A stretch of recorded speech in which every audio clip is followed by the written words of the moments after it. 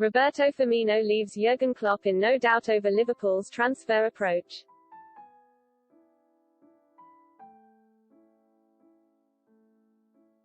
The Brazilian was withdrawn in the first half of Liverpool's clash with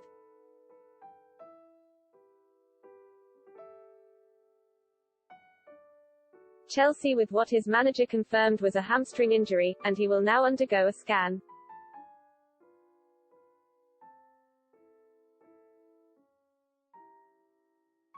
The thing about principles is that while the key is in sticking to them, that isn't where the joy is.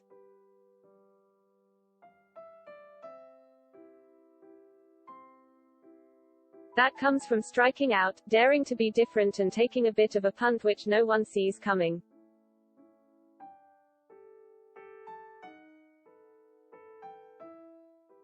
Least of all yourself, as you'd vowed to keep on doing your tried and tested before temptation took hold.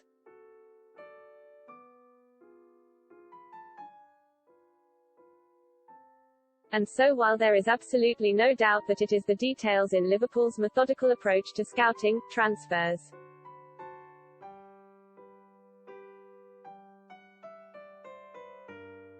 contracts and analytics which have taken the club as far as they've gone in the last few years,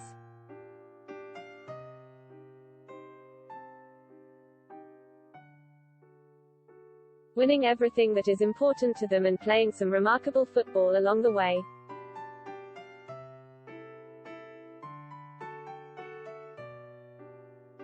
There has never been a clearer case for a bit of a zig while everyone expects a zag.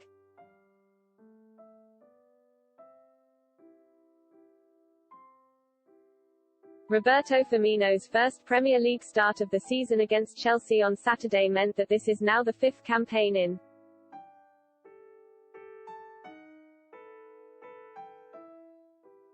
which he has formed the now famed strike trio with Mo Salah and Sadio Mane.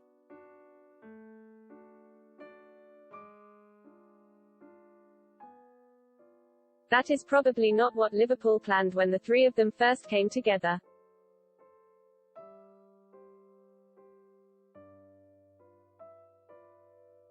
Most thrillingly in the second half of the 2017-18 season after Philippe Coutinho had left.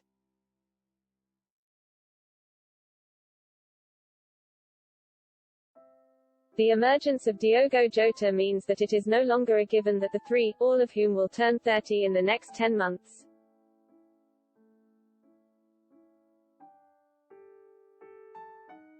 will start every game together, and Firmino's early injury against Chelsea meant that this start wasn't a very substantial one.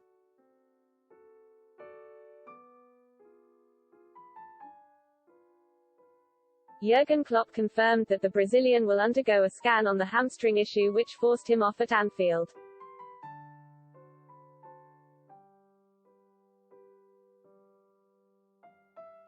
Adding that he didn't expect his injury to be a particularly damaging one. A convenient blow to miss the international break, you might say.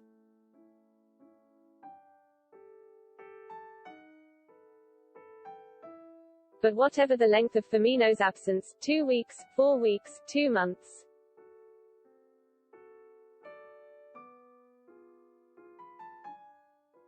the idea that the Reds need to sign another attacking player is a very real one.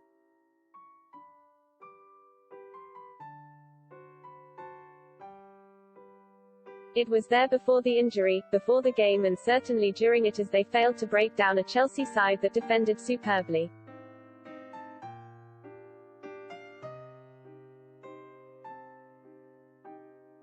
Having not found the breakthrough during that opening period of the second half when the pressure on Edouard Mendy's goal was relentless.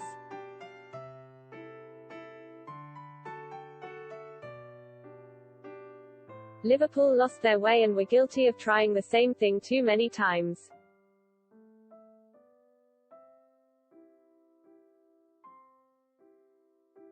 With Jota looking somewhat crowded out in the land of the giants in blue.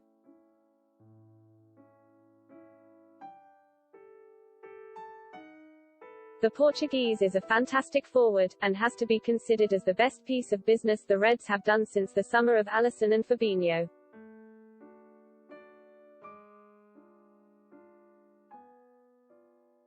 But he seems destined to be a player who makes the difference in matches against the bottom 12 or 14 teams in the league.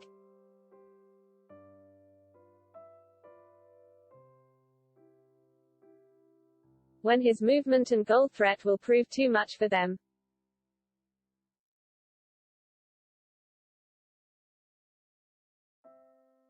Chelsea could handle him, but that wasn't really his fault. They could handle anyone in that form.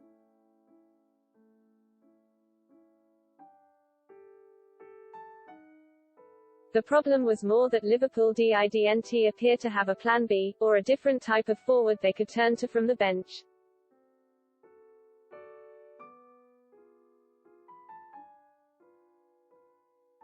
Thoughts turned even to Divock Origi for one of his headline-grabbing cameos, but the Belgian wasn't even in the matchday squad.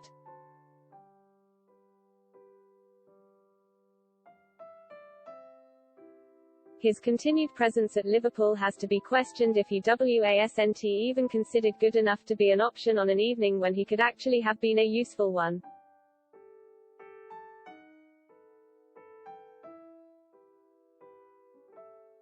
With Jota, Alex Oxlade-Chamberlain, Takumi Minamino and Naby Keita the attack-minded players in reserve.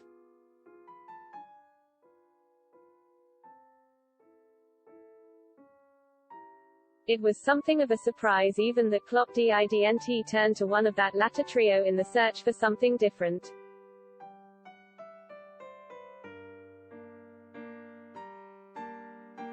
With Keita's agent taking to Twitter to criticize his client's non-selection.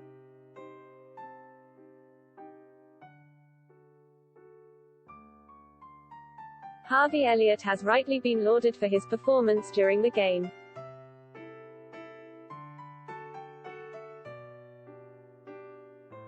With Gary Neville also singling him out for praise on what was probably his first real outing in front of a primetime football-watching TV audience.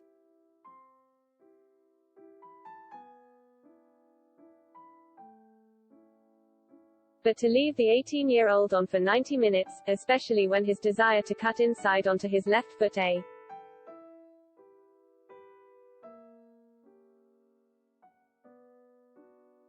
Le Salah was being well dealt with by Chelsea, was a little puzzling.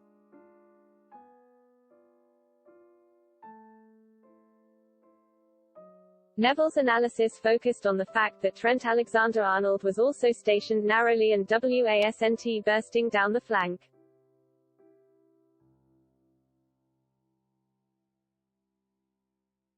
But the right back would have been helped if he had a different type of outlet on that flank with him.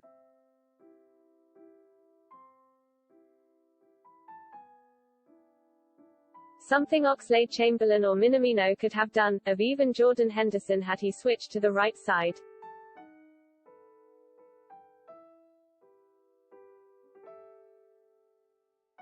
Most pertinently though, the Reds looked short of a top-level attacking option who they could have turned to try and knock down the blue wall.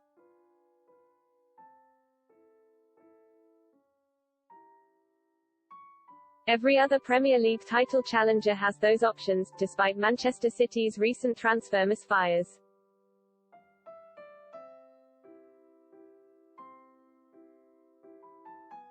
Liverpool's famed transfer committee and the gifted sporting director Michael Edwards will have a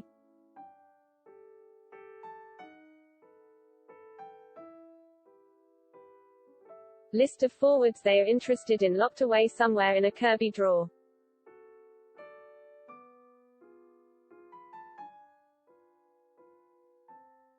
And unless a player high up that list becomes available for a fee that the club consider fair, then they won't make a move.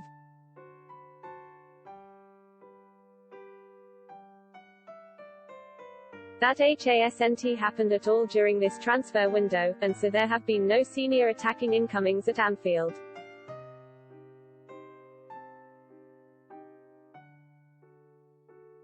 But in the final few days of the window, and in light of the Firmino injury and Chelsea frustration, could Liverpool just be a little daring?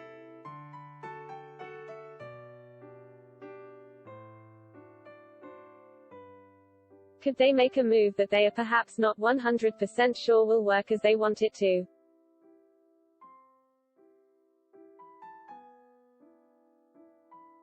but will at least flesh out the squad with a much-needed option.